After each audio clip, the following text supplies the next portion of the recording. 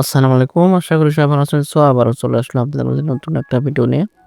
খুব সহজে কিভাবে ফটো এডিটিং করবেন আজকের ভিডিওতে দেখানো হবে। আমি যে স্ক্রিনে ছবিগুলো দেখাতেছি সেগুলো একদম খুব ফাস্ট এডিটিং করা হয়েছে। খুব সহজেই। এই ধরনের পিক আপনি কিভাবে এডিট করবেন আজকের ভিডিওতে দেখানো হবে। আশা করি ভিডিওটা না টেনে সম্পূর্ণ দেখবেন, তাহলে ভিডিওটা বুঝতে পারবেন। আমাদের চ্যানেলে নতুন হয়ে থাকলে অবশ্যই চ্যানেলটি সাবস্ক্রাইব করবেন। আর অবশ্যই আপনাদের মতামত কমেন্টে জানাবেন। তাহলে চলুন বেশি কথা না বলে ভিডিও শুরু করা যাক। চলে আসলাম মোবাইল স্ক্রিনে। মোবাইল স্ক্রিনে আসার পর ফটো রুম অ্যাপসটা আপনাদের ফোন থেকে ওপেন করে নেবেন। ওপেন করা হয়ে গেলে নিচে দেখবেন সিলেক্ট অপশন আছে পিক। পিকে ক্লিক করে আপনাদের গ্যালারি থেকে আপনাদের পছন্দ মতো পিকটা সিলেক্ট করে নেবেন। আর আবারও বলতেছি, অবশ্যই নেট কানেকশন থাকতে হবে। আমি আমার পছন্দের পিকটা নিচ্ছি। এই পিকটা কাজ করবে ঢুকবেন, ওই পিকটার উপর ক্লিক করবেন। ক্লিক করার পরে এখানে একটু লোডিং নেবে আমাদের ব্যাকগ্রাউন্ডটা চেঞ্জ হওয়ার জন্য। আমরা কিছুক্ষণ ওয়েট করতেছি।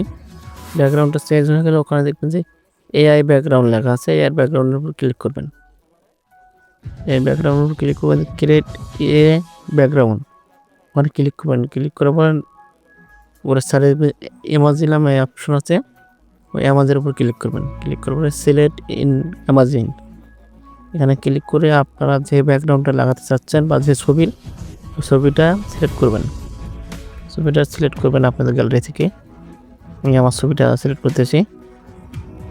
অবশ্যই যে ছবির ব্যাকগ্রাউন্ডটা আপনার ব্যাকগ্রাউন্ডে লাগাতে চাচ্ছেন ওই ছবিটা সিলেক্ট করবেন। সিলেক্ট করে গেলে এখানে একটু ওয়েট করবেন, প্রসেসিং হচ্ছে। এখানে দেখতে পাচ্ছেন যে অটোমেটিক সব কিছু হয়ে যাচ্ছে। আর অবশ্যই নেট কানেকশন একটু ভালো থাকার লাগবে, তাহলে খুব সহজেই এডিট করতে পারবেন।